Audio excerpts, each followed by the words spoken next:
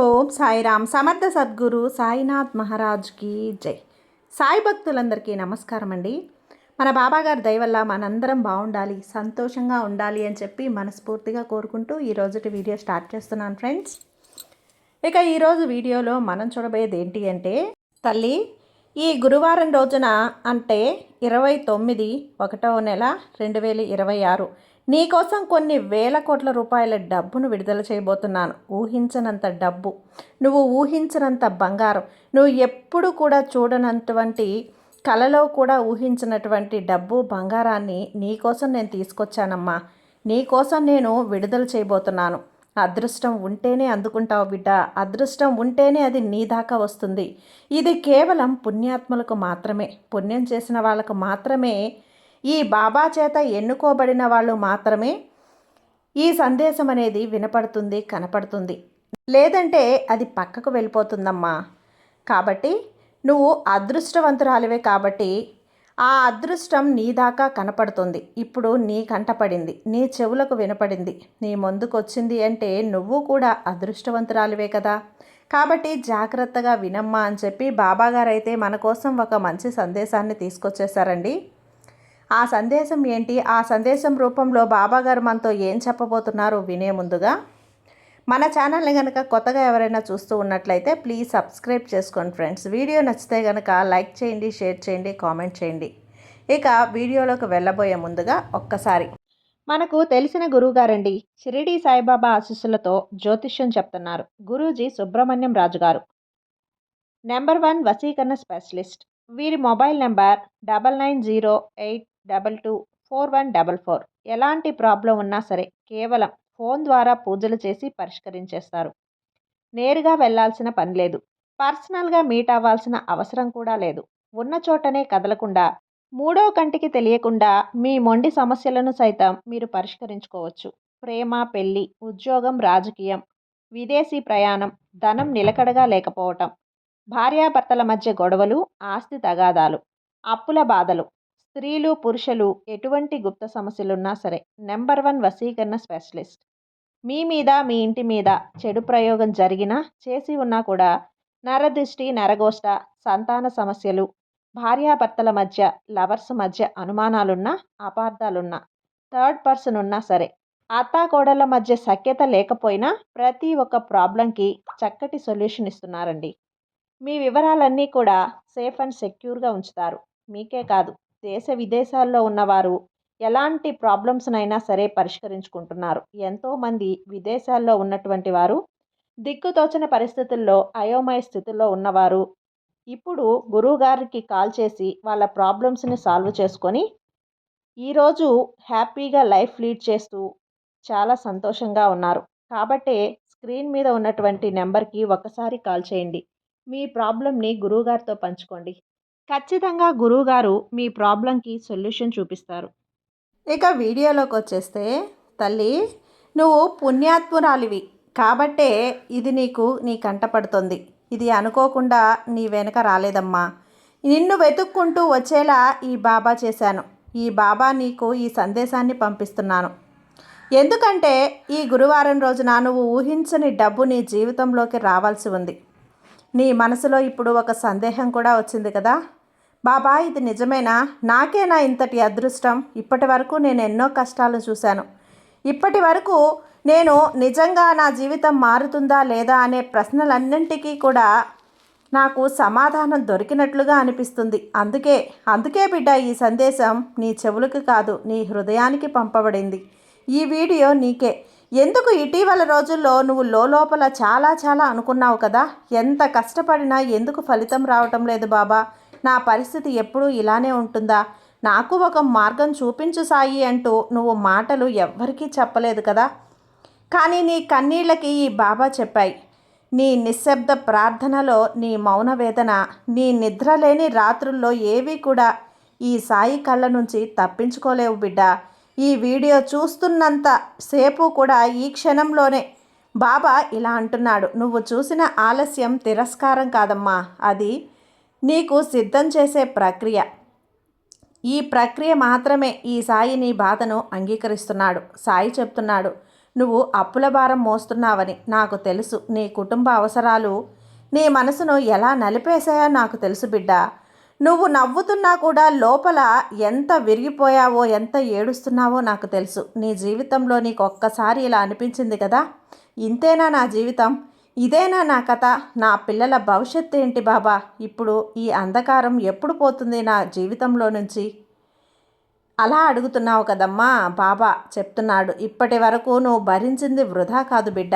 నీ సహనం ఇప్పుడు ఫలించబోతుంది. ఈ జనవరి చివరాఖరికి నువ్వు ఎందుకు ఇంత ప్రత్యేకమంటే, ఇది సాధారణమైనటువంటి నెల కాదు.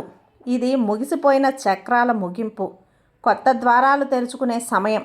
సాయి ఇస్తున్నటువంటి బహుమతి ఈరోజు నీకు అందుకోబోతున్నావు. అందుకనే ఈ రోజుకి ఇంత ప్రత్యేకత ఉంది. గతంలో నిన్ను అడ్డుకుంటున్న తలుపులు ఇప్పుడు నీ ముందే తెరుచుకుంటాయి. నువ్వు ఊహించని చోట, నువ్వు ఊహించని రూపంలో డబ్బు నీ జీవితంలోకి ప్రవేశిస్తుంది. అది ఒక అవకాశంగా కావచ్చు, ఒక పరిష్కారంగా కావచ్చు, ఒక వ్యక్తి ద్వారా కూడా కావచ్చు, ఒక ఆలోచన కూడా కావచ్చు. కానీ దాని మూలం మాత్రం దైవికమే తల్లి, నీ సాయి అనుగ్రహమే. ఆ సాయి నిన్ను ఒక ప్రశ్న అడుగుతున్నాడు. ఇప్పుడు నిన్ను ఒక ప్రశ్న అడుగుతున్నాడు బిడ్డ. నువ్వు నిజంగా నన్ను నమ్ముతున్నావా, లేదా నీ పరిస్థితిని నమ్ముతున్నావా? చాలామంది సాయిని నమ్ముతారు, కానీ తమ కష్టాలు ఎక్కువగా నమ్ముతారు. ఈరోజు సాయి చెప్తున్నాడు, నీ పరిస్థితి నిజం కాదు, నా వాగ్దానం అని. నా ఆశీర్వాదం రావటానికి ముందు, నీ ఆశీర్వాదానికి ముందు ఒక శుద్ధి ఉంటుంది. సాయి నిన్ను ఇప్పటి వరకు కూడా ఓర్పు నేర్పించాడు. నీకు అహంకారం తీసేశాడు, అవసరమైన వారిని దూరం చేశాడు. నువ్వు అనుకుంటున్నావు కదా, ఎందుకు నా జీవితంలో అందరూ దూరం అవుతున్నారు బాబా అని. కానీ సాయి ఏమంటున్నాడో తెలుసా అమ్మా? నా జీవితంలో దానికి సమాధానం కూడా చెప్తున్నాను. ఒక్క నిమిషం అక్కడే ఆగు. చివరి దాకా విన్నావంటే ఈరోజు నీ జీవితాన్ని నీ దిశ నుండి తిప్పేటువంటి సందేశంతో వచ్చేసాను. ఎక్కడికి వెళ్ళకు బిడ్డ, 2 నిమిషాలు ఆగు. నీ జీవితం గురించి నువ్వు తెలుసుకోవాలి అంటే, నేను విడుదల చేసిన డబ్బు నీకు సొంతం కావాలి. నీ కష్టాలను తొలగించుకోవాలి అనుకుంటే, నీ అప్పుల బాధల నుంచి నువ్వు బయటపడాలి అనుకుంటే ఒక్క 2 నిమిషాలు ఆగాల్సిందే. ఆగితేనే నీకు దానిలోని మర్మం తెలుస్తుంది. ఆగకపోతే పశ్చాత్తాపడతావు. సాయి మనసుని నొప్పించిన దాని అవుతావమ్మా. తర్వాత నువ్వు చాలా బాధపడాల్సి ఉంటుంది. జాగ్రత్త. ఎందుకంటే నేను చెప్పే ఈ మాటల వెనుక ఉన్న అర్థం, పరమార్థం నువ్వు తెలుసుకోవాలంటే, నీ సాయి ఇలా అంటున్నాడు కదా, దాన్ని పూర్తిగా విను. నీ భవిష్యత్తు కోసం నేను గతాన్ని శుభ్రం చేశాను బిడ్డ. నీకు ఈ రాబోయే గురువారం రోజు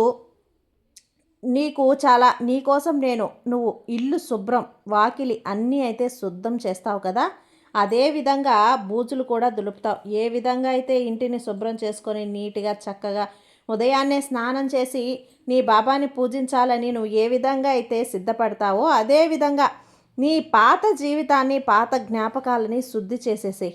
ఇప్పుడు నీ జీవితంలోకి ఎలాంటి రోజులు వచ్చాయి అంటే, కనీసం నీ ఊహకు కూడా అందం. ఇప్పుడు నీ జీవితంలోకి వచ్చే మనుషులు ఎలా ఉంటారు అంటే, అంత అద్భుతమైన వ్యక్తులు ప్రవేశించబోతున్నారు. ఇక్కడ నువ్వు మిత్రుల్లా చూడు. ఎందుకంటే డబ్బు చెడ్డది. డబ్బు ఎన్ని పాపిష్టి పనులైనా చేయిస్తుంది. డబ్బు ఉంటే అందరూ ఉంటారు, డబ్బు లేకపోతే ఎవరూ లేరు. డబ్బు మహా పాపిష్టిది. ఇటువంటి మాటలు ఎప్పుడూ కూడా వాడకు బిడ్డ. ఎందుకంటే అలా వాడేవంటే కనుక డబ్బు ఈ జన్మలో నీ దరిదాపుల్లో కూడా రాదు.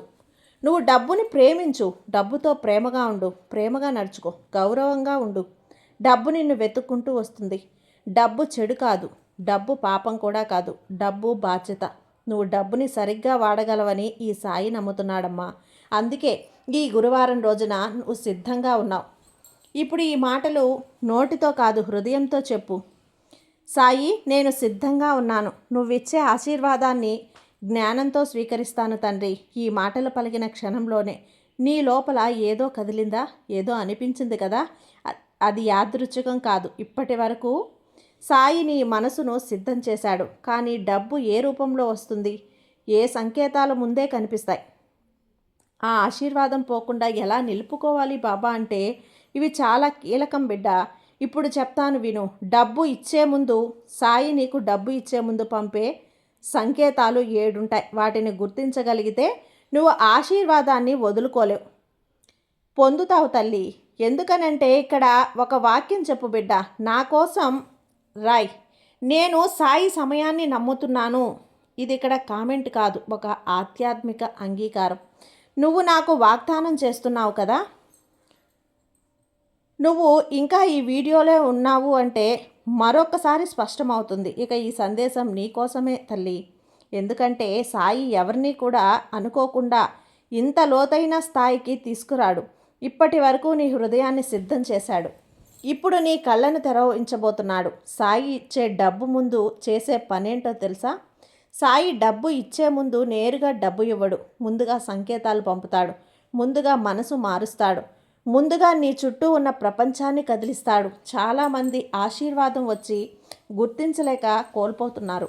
నువ్వు అలా కాకూడదనే నా ఆశ బిడ్డ. అందులో మొదటి సంకేతం పాత సమస్యలు మళ్ళీ తలెత్తడం. ఇటీవల గమనించావా? పాతప్పుల విషయాలు మళ్ళీ వినిపించడం, గతంలో మునిగిసిన సమయాలు మళ్ళీ తిరిగి రావటం, మర్చిపోయిన బాధలు మళ్ళీ గుర్తుకు రావటం. నువ్వు అనుకుంటూ ఉంటావు, ఇప్పుడు ఎందుకు ఇవన్నీ నాకు అని సాయి అంటున్నాడు.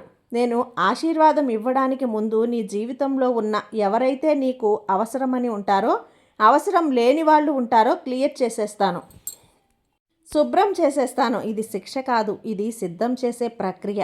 ఇక సంకేతం 2, మనసు పూర్తిగా విరిగిపోయినట్లు అనిపించడం. ఇది చాలామందికి భయపెడుతుంది. అకస్మాత్తుగా ఏం చేయాలి అనిపించదు, ఆశ కూడా లేనట్టుగా అనిపిస్తుంది. ఇక చాలు అన్న భావన అనేది వచ్చేస్తుంది. సాయి ఇలా అంటున్నాడు, నీ పాదబలాన్ని నేను విరిచేశాను. ఎందుకంటే ఇక నువ్వు నిన్ను కాదు, నా మీద ఆధారపడు, నన్ను నమ్ము. ఇది నీకు ఎలా ఉంటుంది అంటే ఎక్కడా కూడా ఆటంకాలు ఉండవు, అవరోధాలు ఉండవు. ముందడుగు వేయటానికి నిన్ను సిద్ధం చేస్తున్నాను. ఇక 3వ సంకేతం ఒంటరితనం పెరగటం.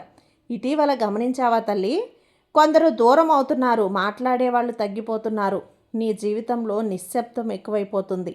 నువ్వు అనుకుంటూ ఉన్నావు కదా, ఎందుకు బాబా అందరూ నన్ను వదిలేస్తున్నారు అని. అప్పుడు బాబా ఇలా అంటున్నాడు, నీ భవిష్యత్తుకు సరిపోని వారిని నేను నీ నుండి దూరం చేస్తున్నాను. ఎందుకంటే నీ జీవితంలోకి రాబోయే ఆశీర్వాదం అందరికీ భరించే శక్తి ఉండదు బిడ్డ. ఇక సంకేతం 4, డబ్బు గురించి కొత్త ఆలోచనలు రావటం. ఇది చాలా కీలకం తల్లి. ఇటీవల కొత్త ఐడియాలు వస్తున్నాయా? వేరే మార్గాలపై ఆలోచన వస్తుందా? ఇలా చేస్తే కనుక చాలా చాలా ఉంటుంది అని అనిపిస్తుంది. ఇవి యాదృచ్ఛికం కాదు తల్లి. బాబా నీతో చెప్తున్నాడు, నేను డబ్బు కాదు, డబ్బు వచ్చే మార్గాన్ని నీలోనే నాటుతున్నాను అని. ఆ ఆలోచనను తక్కువ అంచనా వేయకు బిడ్డ. ఇక 5వ సంకేతం ప్రార్థనలలో భావోద్వేదం పెరగటం. ఇటీవల ప్రార్థనలో కన్నీళ్ళు వస్తున్నాయా? మాటలు రాకుండా నిశ్శబ్దంగా ఉండిపోతున్నావా? హృదయం బరువుగా అనిపిస్తుంది కదా? బాబా అంటున్నాడు, నీ ఆత్మ నాతో ముడిపడింది, నాతో కనెక్ట్ అవుతుంది. ఆ స్థితిలో చేసిన ప్రార్థన చాలా త్వరగా ఫలిస్తుంది. ఇక సంకేతం 6, మాటలు వీడియోలు పదే పదే కనిపించడం. నిజంగా గమనించు, ఇలాంటి వీడియోలు వరుసగా రావటం, డబ్బు, ఆశీర్వాదం, సాయి అనే మాటలతో పదే పదే వినిపించడం. ఇది యాదృచ్ఛికం కాదు, ఇది నీ సాయి నీతో కలుస్తున్న ఒక శక్తి తరంగం, ఒకే దిశలో నింపుతున్నాడు.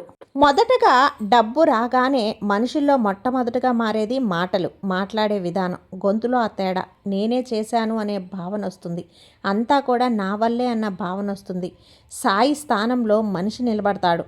ఇక్కడ సాయి నిన్ను చూస్తున్నాడు. సాయి అడుగుతున్నాడు, నిన్ను పైకి తీసుకొచ్చింది నా చెయ్యి లేదా నీ అహంకారమా? ఈ పరీక్షలో చాలామంది పడిపోతారు. ధర్మం, సౌకర్యం, డబ్బు వచ్చిన తర్వాత ఆ ముందు 2 మార్గాలు వస్తాయి. ఒకటి సరైన మార్గం, నెమ్మదిగా కానీ శాంతిగా కానీ. 2 తప్పు మార్గం, వేగంగా కానీ ప్రమాదంగా కానీ. ఇక్కడ సాయి మౌనంగా ఉంటాడు, నీ నిర్ణయాన్ని మాత్రమే చూస్తాడు. చాలామంది కూడా చేసే తప్పేంటో తెలుసా బిడ్డ?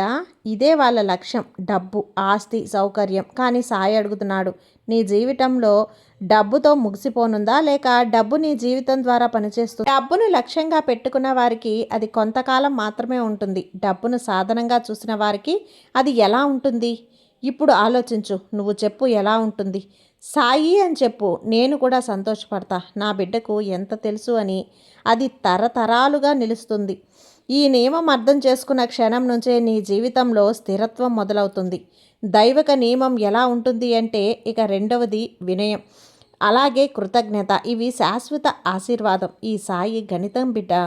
డబ్బు వచ్చినప్పుడు తల వంచగలిగితే, ఇది సాయి దయ అని చెప్పగలిగితే, చిన్నదానికి కూడా కృతజ్ఞత చెప్పగలిగితే, సాయి అంటాడు చూడు, ఇలా మోయగలడు అని. అప్పుడు అవకాశాలు పెరుగుతాయి, నష్టం తగ్గుతుంది, అకస్మాత్తుగా సహాయం వస్తుంది, డబ్బు నిలుస్తుంది. ఎందుకంటే ఎక్కడ వినయం ఉంటుందో అక్కడ సాయి ఉంటాడు. సాయి ఒంటరితనాన్ని ఇవ్వడు, భయపెట్టడు.